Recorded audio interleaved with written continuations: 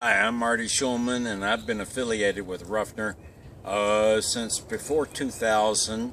I was on staff for about a decade as land steward, and I'm the unofficial mining guru about the mountain. We are entering the preserve from across the street from the Ruffner Park ballpark, which is on Ruffner Road. And we've just crossed onto the preserve's boundaries. Immediately, we've come across the Ruffner Railroad built bed,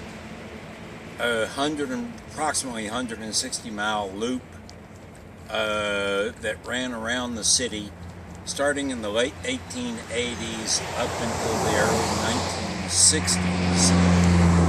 It dropped off and picked up raw materials, semi-finished product, and finished product all around the city. There were spur lines that went north and south of the city, hither and yon. And in fact, if you look down into the forest here,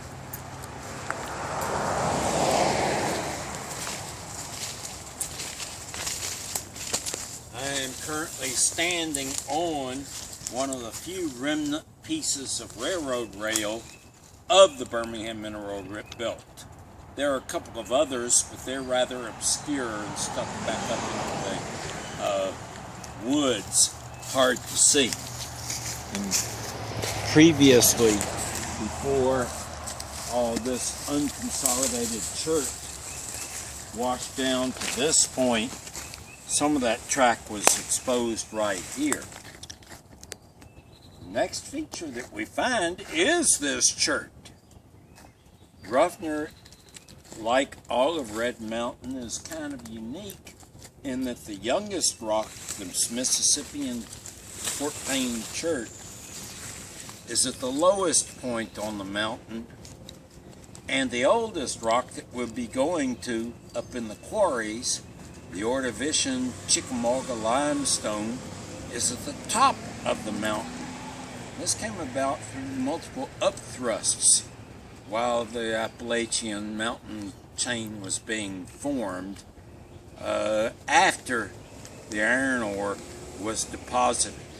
Iron ore was deposited in the Silurian period, and the Appalachian upthrusts began considerably after that and continued up until fairly recently. In fact, there were a number of them, as I'm given to understand, Dr. Lacefield and others. Well, shall we proceed on up the trail, see what else is along?